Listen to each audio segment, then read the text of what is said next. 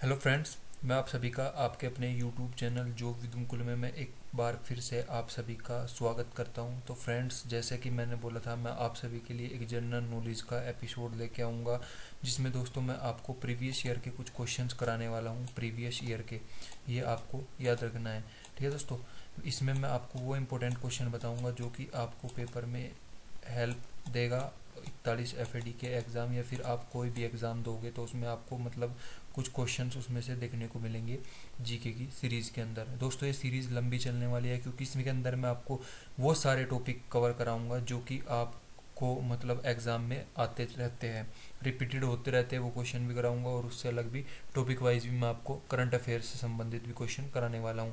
तो दोस्तों, वीडियो शुरू करते हैं। मैं आप सभी से रिक्वेस्ट करता हूँ कि आप सभी जितने भी मैं क्वेश्चन बताऊँगा वो सभी आप एक नोटबुक में नोट ज़रूर करिएगा, ठीक है, जिससे कि आप उनको रिवीजन कर सकें। वैसे मैं इसकी PDF भी प्रोवाइड करा दूंगा टेलीग्राम ग्रुप के अंदर, ठीक है, जिससे कि आपको कोई भी प्रॉब्लम नहीं होगी। दोस्तों, वीडियो अब शुरू करते हैं। जैसे कि आप स्क्रीन पर देख पा रहे होंगे, हमारी जनरल नॉलेज की सीरीज है, इसमें प्रीवियस ईयर के क्वेश्चन पे मिलेंगे आपको। इसका पहला क्वेश्चन है, भारतीय निर्वाचन आयोग का संबंध संविधान के किस भाग से है। तो दोस्तों, हमारे संविधान के अंदर टोटल 22 भाग है। वर्तमान में कितने भाग हैं? 22 भाग है। वैसे 25 भी है क्योंकि उसमें तीन भाग ऐसे हैं जो कि आफ्टर कॉन्स्टिट्यूशन अमेंडमेंट से जोड़े गए हैं। दोस्तों, इस क्वेश्चन का जो राइट आंसर है वो है आपका भाग 15। दोस्तों, अगर हम बात करें भाग 4 का संबंध है मौलिक कर्तव्य। ये आपको ध्यान रखना है, मौलिक कर्तव्य से संबंधित है भाग 4। भाग 20 है संविधान संशोधन, जो भी हमारे संविधान संशोधन होते हैं उससे संबंधित है भाग 20। और भाग 18 आपका आपातकाल। आपातकाल जो कि आपकी इमरजेंसी बोलते हैं, जिसको आपातकाल के आर्टिकल की बात करें तो आपातकाल के आर्टिकल 352, 356 एंड 360 ये आपातकाल के आर्टिकल्स हैं। जिसमें अगर हम 352 आर्टिकल की बात करें तो इसके अंदर आता है राष्ट्रीय आपात, ठीक है दोस्तों। 356 के अंदर आता है राष्ट्रपति शासन। उसके बाद 360 के अंदर आता है आपका फाइनेंशियल आपात, मतलब वित्तीय आपात। दोस्तों, ये आपको याद रखना है, जो 360 है वित्तीय आपात, ये अब तक भारत में एक बार भी नहीं लगा, ठीक है, ये आपको याद रखना है। अगर हम बात करें भारतीय निर्वाचन आयोग से संबंधित, भारतीय निर्वाचन आयोग की स्थापना हुई थी आपकी 25 जनवरी 1950 को भारतीय निर्वाचन आयोग की स्थापना हुई थी, ये आपको ध्यान रखना होगा। उसके बाद अगर इसके अनुच्छेद की बात करें तो अनुच्छेद इसका 324 है। भारत का मुख्य निर्वाचन आयुक्त है सुकुमार, जो पहला मुख्य निर्वाचन आयुक्त था सुकुमार सेन, ठीक है दोस्तों। फर्स्ट महिला है आपकी रमा देवी। और वर्तमान की बात करें तो वर्तमान में है इसमें सुशील चंद्रा, आपने पढ़े भी होंगे सुशील चंद्रा, जो कि सुनील सुनील की जगह पर हुए हैं अपॉइंट। इसका अगर दिवस की बात करें तो दिवस इसका 25 जनवरी को इसका मतदाता दिवस मनाया जाता है, ठीक है, ये आपको ध्यान रखना है फ्रेंड्स। नेक्स्ट क्वेश्चन की बात करें, नेक्स्ट क्वेश्चन है, अग्निवलय का संबंध किस महासागर से है। वेरी इंपॉर्टेंट क्वेश्चन, अग्निवलय, ये रिपीटेड क्वेश्चन है, घूम के फिर के आता रहता है।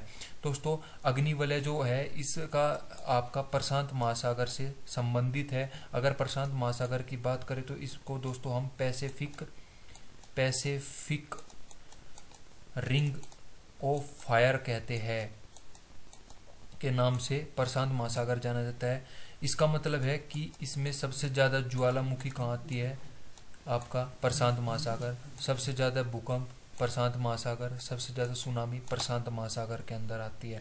अगर फ्रेंड्स हम अटलांटिक सागर महासागर की बात करें तो दोस्तों इसकी जो आकृति है वो आपको एस आकृति देखने को मिलेगी। इसकी ये संबंधित है अटलांटिक महासागर। अगर फ्रेंड्स हम क्षेत्रफल की दृष्टि से बात करें, क्षेत्रफल की दृष्टि से कौन सा महासागर बड़ा है, क्षेत्रफल की दृष्टि से बात करें तो प्रशांत महासागर सबसे बड़ा है, उसके बाद आपका अटलांटिक महासागर आता है और थर्ड नंबर पर आपका हिंद महासागर आता है।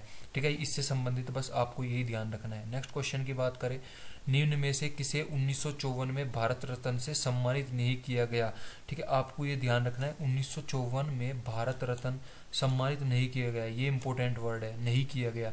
तो आपको मैं बता दूं दोस्तों, लाल बहादुर शास्त्री जी है, इनको हमारा जो 1954 का जो भारत रत्न था उससे सम्मानित नहीं किया गया था। इनको जो सम्मानित किया गया था 1966 के अंदर इनको सम्मानित किया गया था।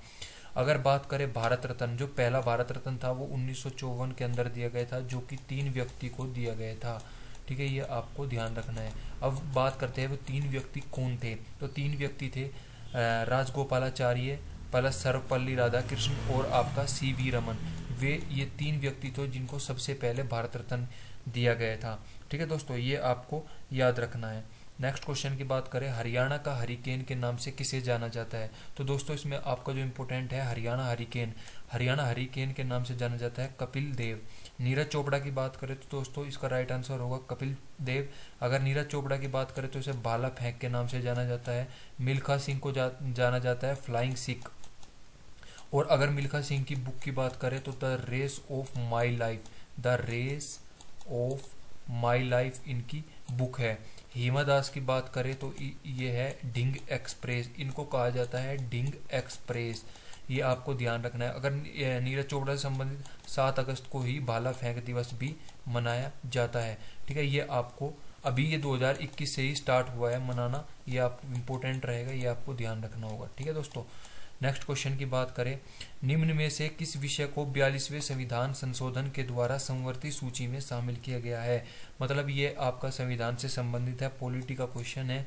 42वां संविधान संशोधन के द्वारा समवर्ती सूची, मतलब आपके 3 तरह की सूची होती है, एक समवर्ती सूची होती है, एक राज्य सूची होती है और एक आपका संघ सूची होती है। ठीक है दोस्तों, आपका जो इसका मतलब राज्य की जो ये स्टेट से संबंधित है, संघ केंद्र की है और समवर्ती दोनों के बीच की। अगर हम बात करें किसको शामिल नहीं किया गया, ये नहीं वाला वर्ड है, तो इसमें आपको संपत्ति का अधिकार इसमें शामिल नहीं किया गया। ठीक है फ्रेंड्स, ये आपको याद रखना है। और अगर हम इसके बात करें कि जो ये आपका इसमें कौन कौन सी अनुसूची है, तो राज्य सूची से दोस्तों, राज्य सूची से समवर्ती सूची के अंदर 42वें संविधान संशोधन के द्वारा 1976 के अंदर इसमें 4 सूचियां जोड़ी गई थी। 4 सूचियां की बात करें थे, एक तो आपकी शिक्षा, दूसरा वन, तीसरा आपका वन्य जीव और चौथा आपका नाप तोल। ठीक है फ्रेंड्स, और आपके अगर संपत्ति के अधिकार की बात करें तो संपत्ति का अधिकार जो कि आपका पहला इसमें आता था फंडामेंटल ड्यूटीज में, इसको फंडामेंटल राइट्स के अंदर आता था, मौलिक अधिकार में, इसको 44वें संविधान संशोधन के द्वारा संविधान संशोधन के द्वारा इसको लीगल राइट में कन्वर्ट कर दिया गया। लीगल राइट में अगर आपको आर्टिकल बता दूं तो आर्टिकल है 300A, आपने कहीं पढ़ा जरूर होगा 300A। ये आपके लिए इम्पोर्टेंट क्वेश्चन है क्योंकि ये आपका फंडामेंटल राइट से संबंधित क्वेश्चन है जो कि हाल ही में लीगल राइट में कन्वर्ट कर दिया गया है। नेक्स्ट क्वेश्चन की बात करें तो नेक्स्ट क्वेश्चन है असंगत को पहचानिए। दोस्तों ये है कुछ आपकी जो ज्वालामुखीज है उनसे संबंधित है। इसमें अगर बात करें विसु पिक इटली के अंदर पड़ती है, ये राइट है। माउंट पोपा म्यांमार के अंदर पड़ती है। बैटन द्वीप अंडमान निकोबार के अंदर पड़ती है। जो इसमें कोटोपैक्सी है, कोटोपैक्सी दोस्तों तंजानिया के अंदर नहीं पड़ती, ये पड़ती है इक्वाडोर के अंदर। कहाँ पे पड़ती है? इक्वाडोर, आप इसको नोट कर लो, ठीक है। ये आपके लिए इम्पोर्टेंट रहने वाला है।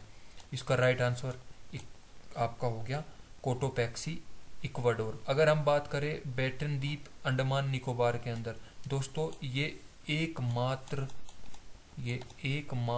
भारत की सक्रिय ज्वालामुखी है। किसकी है? क्योंकि अंडमान निकोबार भारत के में पड़ता है ज्वालामुखी, ठीक है, ये आपको याद रखना है। किलिमंजारो की बात करो तो दोस्तों जो किलिमंजारो है ये तंजानिया की ज्वालामुखी है जो कि अफ्रीका महाद्वीप में पड़ती है, अफ्रीका कॉन्टिनेंट के अंदर है। स्ट्राम्बोली की बात करें तो स्ट्राम्बोली भूमध्य सागर का प्रकाश स्तंभ कहा जाता है। प्रकाश स्तंभ किसको कहा जाता है? भूमध्य सागर का, तो स्ट्राम्बोली को कहा जाता है। नेक्स्ट क्वेश्चन की बात करें, ए प्रोमिस लैंड पुस्तक, वेरी इंपॉर्टेंट क्वेश्चन, बुक से संबंधित है, महत्वपूर्ण बुक है। लैंड पुस्तक के लेखक कौन है? तो आपको इसमें कंफ्यूजन हो सकता है क्योंकि हम एक द प्रोमिस बुक है और एक द प्रोमिस लैंड है। द प्रोमिस लैंड की बात करें जो कि पूछा गया है, द प्रोमिस लैंड है बराक ओबामा से संबंधित है। और अगर द प्रोमिस की बात करें तो डेनिम गुलगुट, ये क्वेश्चन आपके लिए इम्पोर्टेंट होगा डेनिम गुलगुट वाला, क्योंकि डेनिम गुलगुट को अभी हाल ही में 2021 का बुकर पुरस्कार दिया गया है।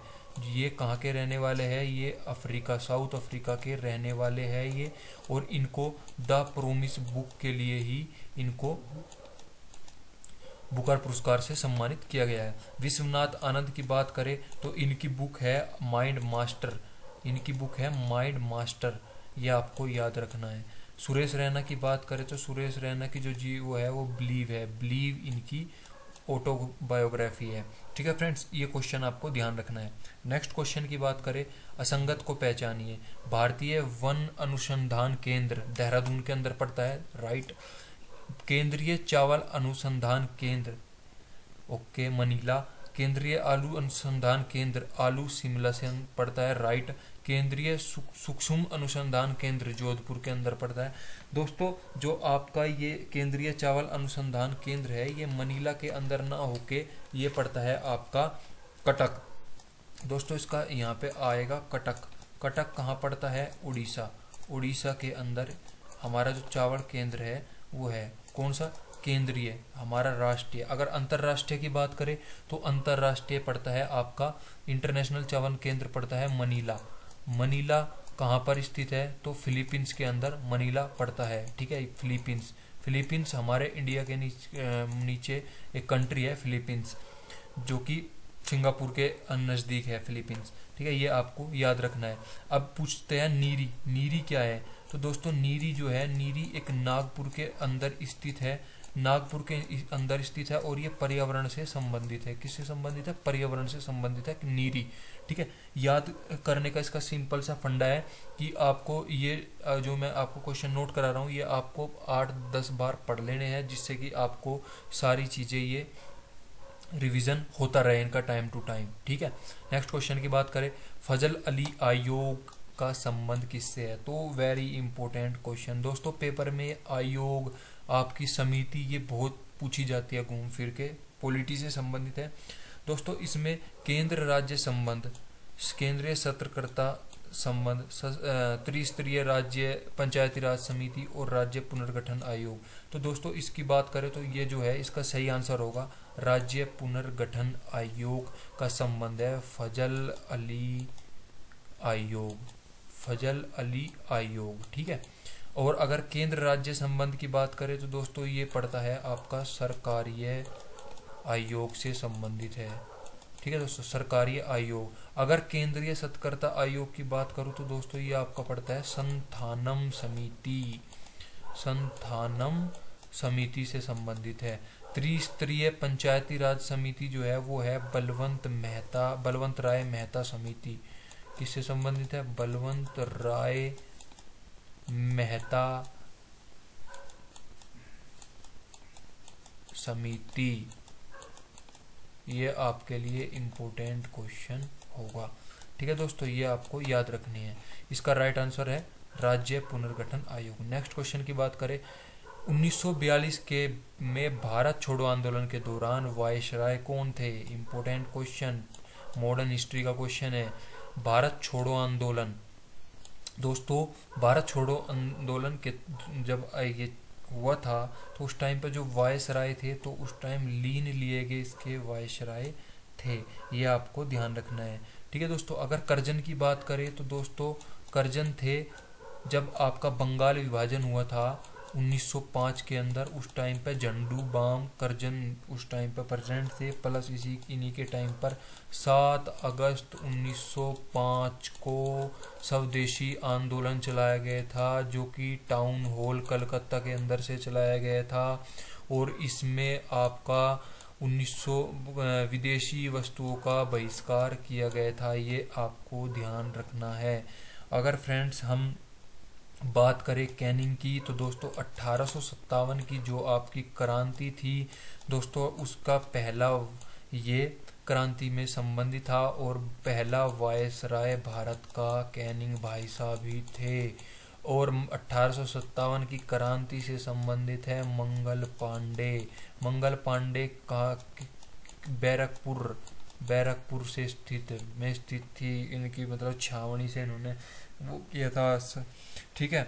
और अगर माउंट बैटन की बात करें तो दोस्तों, इनको आज़ादी के समय इनको याद किया जाता है, और इनकी एक योजना थी 3 जून की योजना, ये आपको याद रखना है, बहुत इंपॉर्टेंट है। माउंट बैटन 3 जून की योजना।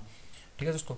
नेक्स्ट क्वेश्चन, किस समिति की सिफारिश पर आम बजट वह, इसमें आपको ध्यान रखना है, आम बजट वह रेलवे बजट को अलग किया गया। इसके 2 क्वेश्चन बनेंगे, एक अलग करने का और एक विलय करने का। ठीक है दोस्तों।